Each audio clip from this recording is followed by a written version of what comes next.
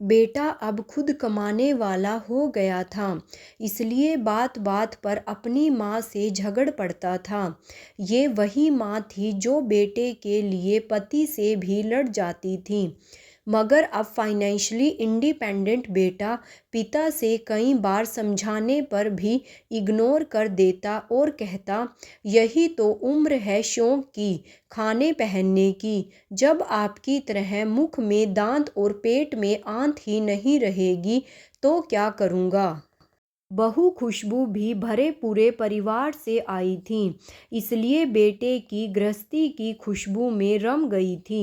बेटे की नौकरी अच्छी थी तो फ्रेंड सर्कल उसी हिसाब से मॉडर्न थी।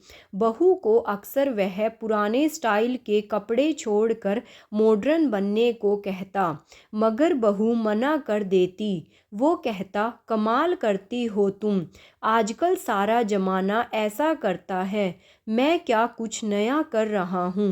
तुम्हारे सुख के लिए सब कर रहा हूँ और तुम हो कि उन्हीं पुराने विचारों में अटकी हो।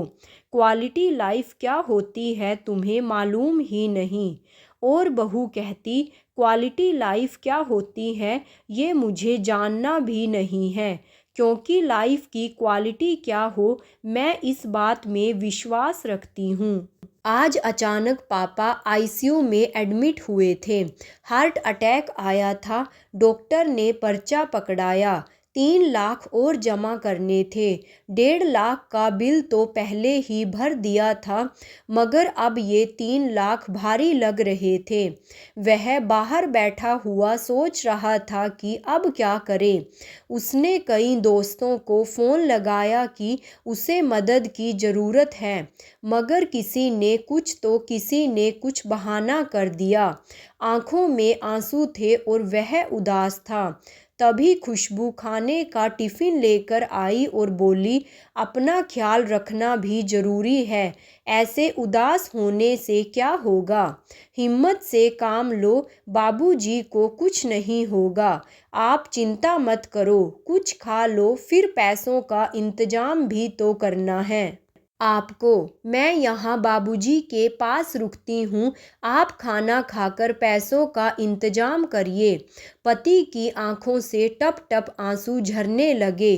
कहा ना, आप चिंता मत कीजिए। जिन दोस्तों के साथ आप मॉडर्न पार्टियां करते हैं, आप उनको फ़ोन कीजिए, देखिए तो सही कौन कौन मदद को आता है।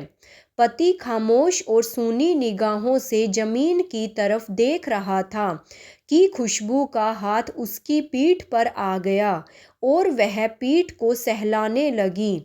सबने मना कर दिया, सबने कोई ना कोई बहाना बना दिया।